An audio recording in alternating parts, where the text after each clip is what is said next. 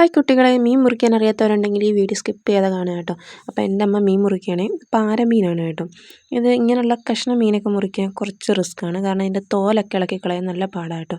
അപ്പോൾ എനിക്കും ഇതൊക്കെ വലിയ പാടായിരുന്നു. ഇത് അമ്മ ചെയ്യുമ്പോൾ ഞാനിങ്ങനെ നോക്കിയിരുന്ന് കണ്ടൊക്കെ പഠിച്ച് ഞാനിങ്ങനെ സ്ഥിരം അങ്ങ് പഠിച്ചതാണ് കേട്ടോ. ഞാനിങ്ങനെ തോലൊക്കെ വിരിക്കുമ്പോൾ പകുതി മീനും അതിനകത്ത് പറ്റി പിടിച്ചിങ്ങി വരും കേട്ടോ. ചീത്തയായ മീനാണെങ്കിൽ കൂടുതൽ പിന്നെ പറയുകയും വേണ്ട, മീനിൻ്റെ പകുതി തോലിലുണ്ടാവേ.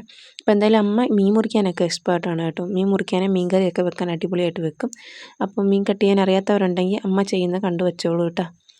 അപ്പോൾ ഇതിൻ്റെ രണ്ട് സൈഡും ഒക്കെ കട്ടിച്ച് ഇതിൻ്റെ ഭാഗത്ത് കണ്ടിക്കുന്നത് എങ്ങനെയാണ് കട്ട് ചെയ്ത് കളഞ്ഞിട്ട് ചെറുതായിട്ട് വീണ്ടും തലയൊക്കെ കട്ട് ചെയ്തെടുക്കും.